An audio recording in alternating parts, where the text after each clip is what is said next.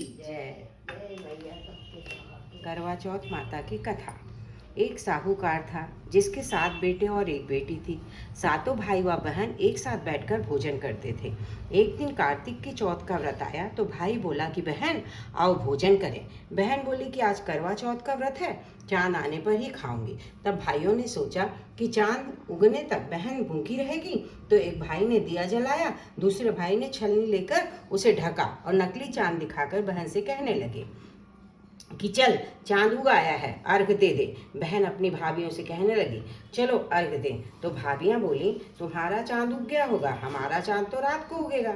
बहन ने जब अकेले ही अर्घ दिया और खाने लगी तो पहले ही ग्रास में बाल आ गया, दूसरे ग्रास में कंकड़ आया, तीसरा ग्रास मुंह की ओर किया तो उसकी ससुराल से संदेशा आया कि उसका पति बहुत बीमार है, जल्दी भेजो। माँ ने जब लड़की को विदा किया तो कहा कि रास्ते में जो भी मिले उसके पांव लगना और जो कोई सुहाग का आशीष दे तो उसके पल्ले में गांठ लगाकर उसे कुछ रुपए देना।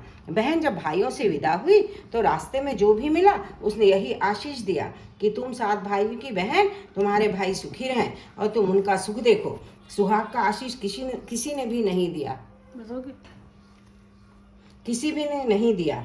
जब वो ससुराल पहुंची तो दरवाजे पर उसकी छोटी ननंद खड़ी थी, वह उसके भी पांव लगी तो उसने कहा कि सुहागिन रहो, सपूती हो। तो उसने यह कहकर पल्ले में गांठ बांधी कि ननंद को सोने का सिक्का दिया। तब भीतर गई तो सास ने कहा कि पति धरती पर पड़ा है तो उसके पास जाकर उसकी सेवा करने के लिए बैठ गई। बाद में सास ने दासी के हाथ बची कुची रोटी भेज दी। इस प्रकार से समय बीतते बीतते मृगशिर मार्गशीर्ष की चौथ आई तो चौथ माता बोली करवा ले भाइयों की प्यारी करवा ले। लेकिन जब उसे चौथ माता नहीं दिखलाई तो वो बोली हे माता, आपने मुझे उजाड़ा तो आप ही मेरा उद्धार करेंगे, आपको मेरा सुहाग देना पड़ेगा। तब उस चौथ माता ने बताया कि पौष की चौथ आएगी, वो मेरे से बड़ी है, उसे ही सब कहना, वही तुम्हारा सुहाग वापस देगी। पौष की चौथ आकर चली गई, माघ की चली गई, फागुन की चली गई, चैत्र बैसाख जेठ आषाढ़ और श्रावण भादों की सभी चौथ आई और यही कहकर चली गई कि आगे वाली को कहना।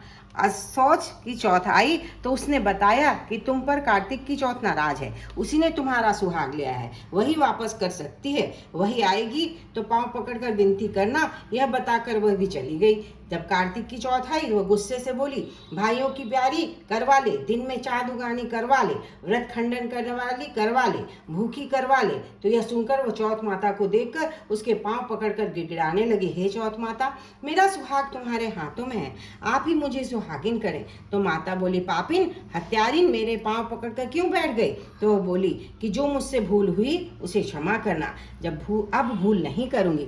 तो चौथ माता ने प्रसन्न होकर आंखों से काजल, नाखून में से मेहंदी और टीके में से रोली लेकर छोटी उंगली से उसके आदमी पर छींटा दिया।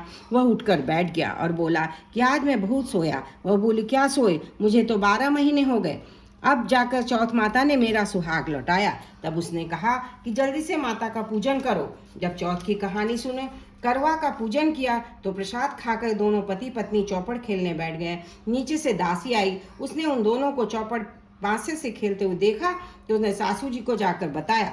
तब से सारे गांव में यह बात प्रसिद्ध होती गई कि सब स्त्रियां चौथ का व्रत करें तो सुहाग अटल रहेगा। जिस तरह से साहूकार की बेटी का सुहाग दिया, उसी तरह से चौथ माता सबको सुहागिन रखें। यही करवा चौथ के उपवास की सनातन महिमा है। बोलो करवा चौथ माता की जय। हम इसके साथ वीडियो